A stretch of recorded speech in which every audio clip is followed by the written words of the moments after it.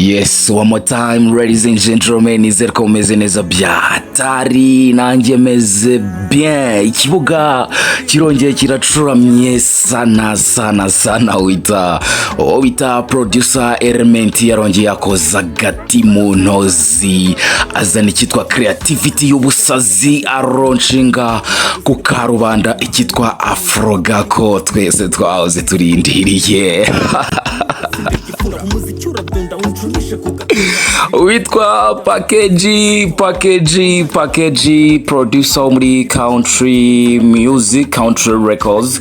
Kiramurenze mu kiganiro mbonye gito yagiranye n'witwa mbega aramubwira ati iyo ngiyo ni gakondo nta afrobeat irimo. Mu gihe rero umusore wacu witwa Element ashyize hanze integuza y'ubwicanya agiye kuzana muri game, undi musore ku wundi ruhande isabihakanira kure cyane atanga nta afrobeat irimo. Brother uzasura inyuma wongere wige, ndababwiza ukuri ko it's going to go down, it's going to be more fire kubera ko ubungubu uwo bita producer Element mu mazeni minsi muhwehwesanga gospel uzukuno ubungubu utuntu twero amaze kutwegeranya tayari akantu ku kandi street agiye kuyishumi ku mufiririzo ino sama ni ya 1:55 am. Chaka nashyira akadomo brothers and sisters kubera ko Element ari so serious cyane kandi biragaragara yuko ari ibintu bye aba yateguye. Aragenda muri laboratory akakwiga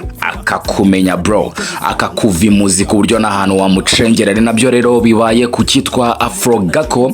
Mu minsi yashize twagiye twumva indirimbo zimwe na zimwe zagiye zisohoka bavuga ngo Afrogako mbona bitwa ba Nobja bo muri Country Records, witwa Package producer n'undi wo muri Country Records avuga yuko ngo Afrogako bahita yahanze ku mugaragaro. Icyo gihe Element yarababwiye ati ni mutuze gatoya mubanze muceceke, nzabazanira urusaku rutazigera rubava mu matwi. Umuhungu agize gutya ari kunkumura ahita yereka abanyarwanda ko babana bababyina ta brother. Uretse gato uzureba mukanya gato katari buze kurambirana ubwo ndavuga muri iyi minsi witwa Bruce Melody nimba atari bwongere kutubeshya album yiwe igiye guhita yinaga hanze. Reka rero ishyano rize kutugwira dusange hariho za Afrogako nk'eshanu.